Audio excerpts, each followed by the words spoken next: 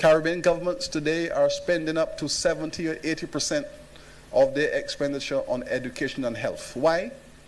Because after 300 years, the British have left Caribbean peoples illiterate and unhealthy. After 300 years of taking their labor, exploiting their labor and enriching themselves to build themselves into the most powerful nation on earth, they have left the Caribbean peoples illiterate and unhealthy. Which means that the governments today now have to clean up illiteracy and clean up the ill health. Do not have the resources to do it. I like to use Jamaica as an example. After 300 years, the British left Jamaica with 80% of its people illiterate. When Jamaica went into independence, in 1962, 80% of the people were functionally illiterate. And then you say to Jamaica, with their 2 million people, go and develop. There is no nation on this planet using any method of economic development that could transform a society with 80% illiteracy into a developed nation in 50 years. It is impossible. Because from the illiteracy springs a whole range of other conditions. From the illiteracy springs a whole range of other conditions that undermine the best thrust for development. You have to deal first with removing illiteracy. Then you have to move to deal with health, because health and illiteracy are linked. We now have in the Caribbean an explosion of chronic diseases. We have 60% of the black people in the Caribbean over the age of 60 have hypertension or diabetes, or both. Now, if you take the single criterion of chronic diseases, hypertension, high blood pressure, type 2 diabetes, if you take that simple criterion, the black people in the Caribbean are the unhealthiest people on the planet. And you have to understand that. On the one hand, we are watching Usain Bolt and we're watching the Caribbean athletes. We're watching the Caribbean with an image of being the most athletic people on the planet.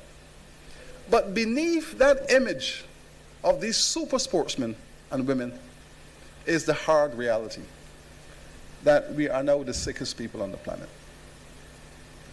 In every black family in the Caribbean, hypertension and diabetes is endemic and congenital. In my family, almost everybody over 60 has hypertension and diabetes. And it's the same for your families, for all of our families. There is an explosion of ill health in the Caribbean. And this is a legacy of slavery and colonization. You take a people, put them on an island for 300 years, give them salt fish and salt pork every day, overwork them, undermine them, sell their children, rape their wives, make them work 20 hours a day, overwork, malnourish, and take them through that stress profile of physical and mental terror. What you get? Hypertension and diabetes. It was the same then as it is now. When your doctor tells you to learn to relax, take out your salt. Well, you can take out the salt, but your foreparents couldn't take it because that's all they had, salt. And now the result is that black people in the Caribbean cannot metabolize salt and sugar. Because for 300 years, that is what we were fed on plantations, plus the stress. So we cannot metabolize salt and sugar, and now we all have a salt and sugar problem, hypertension, diabetes. And we are spending millions of dollars to deal with this. Millions of dollars we are spending to fight hypertension, diabetes in the Caribbean. That is going to be the #1 economic crisis in this region next 20 years, unless we find an answer to it. At the University of the West Indies, we've started to do this research. And I can share with you the problem that we're having. The drugs that are being used to treat high blood pressure, for example, have been clinically tried on Caucasian peoples because they are the majority in the markets. The drugs are 95% efficient on a Caucasian body, because when you take a hypertension drug, what happens, the drug goes into your body, it sends a message to your cells to open up, let the blood come through. It sends a message, okay. When a white person takes that drug, the cells have a 90% response.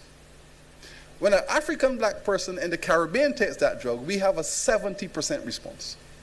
So we are still dying at a faster rate. When you see people in their 60s and 70s having strokes and heart attacks because of hypertension, it is because the drugs are not working.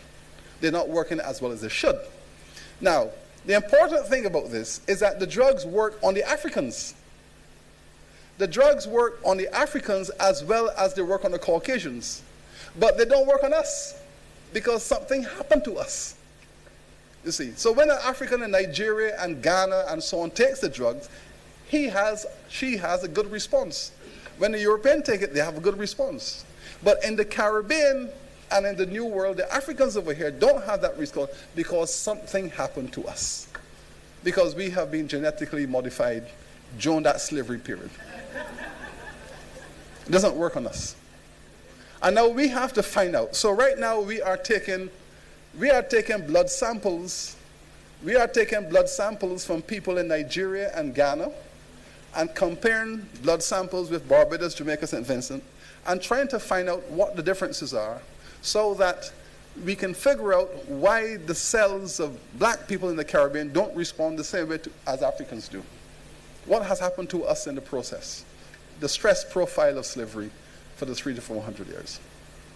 And believe me, we have lost some very good people in the Caribbean over the years from heart attacks as a result of hypertension.